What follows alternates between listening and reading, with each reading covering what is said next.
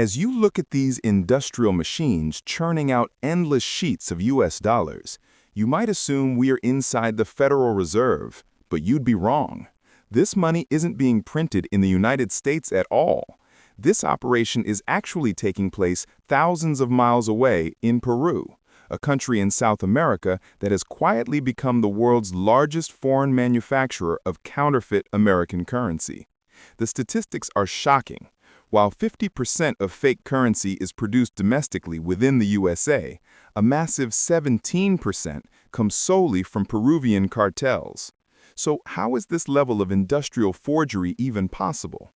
In this video, I am going to expose the entire supply chain, showing you exactly how these bills are mass-produced, how they are distributed through the black market, and finally, how they slip past detection in everyday shops to end up right in your wallet without you even realizing it.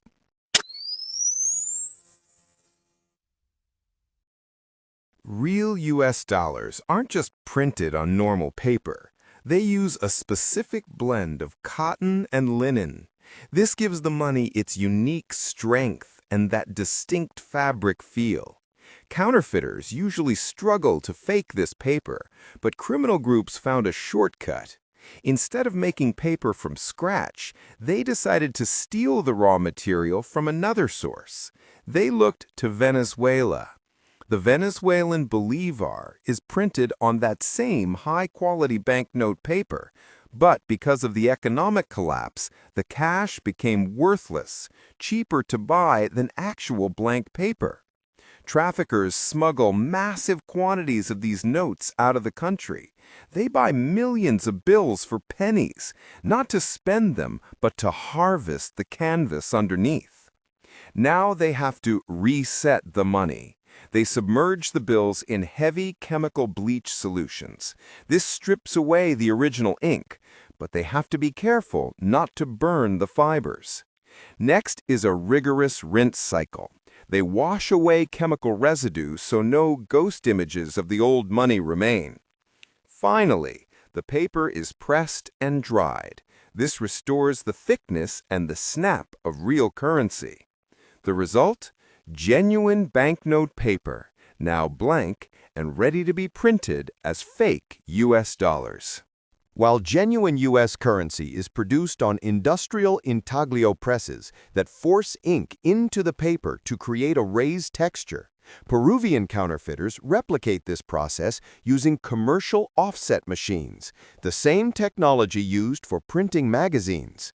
The operation begins digitally, where high-resolution scans of real bills are meticulously cleaned and separated into individual plates for the background, text, and portrait. The printing starts with the complex background patterns.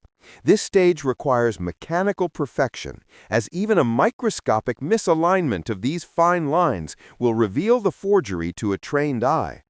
The most delicate work is the portrait of Benjamin Franklin, where artists work under high magnification to manually retouch the hair, shadows, and skin texture, ensuring the face has depth and does not appear like a flat photograph. Finally, the bills are finished with seals and serial numbers, where counterfeiters carefully mimic specific Federal Reserve formats and rotate the numbers to avoid obvious duplication, completing the illusion of a genuine note. Making the fake notes is only half the battle. The real operation is moving them. And according to some U.S. officials, this distribution network can be even more profitable than trafficking cocaine. Once the cash is printed in Lima, it enters the smuggling network, stitched inside innocent shipments of clothes, hidden in heavy machinery, or carried by human couriers who hop borders through Latin America to reach the US and Europe. But here is where the economics get terrifyingly brilliant. A large buyer never pays full value for a fake. A counterfeit $100 bill might cost a wholesaler about 20 to 25 real dollars. Considering it only costs the counterfeiter about $3 to $5 in materials and labor to make that bill, they are clearing a massive profit instantly. If a workshop pushes out just 5,000 good notes, they aren't just looking at paper, they're walking away with over $100,000 in clean, cold cash. These wholesalers then flood the economy, Passing the notes in busy tourist spots, small shops, or illegal drug trades where people are too rushed or too shady to check the watermarks. Even with the Secret Service and police cracking down, the problem never ends because the counterfeiters are highly skilled, corruption protects the supply chain, and as long as the economic incentive is this huge, the presses will keep running.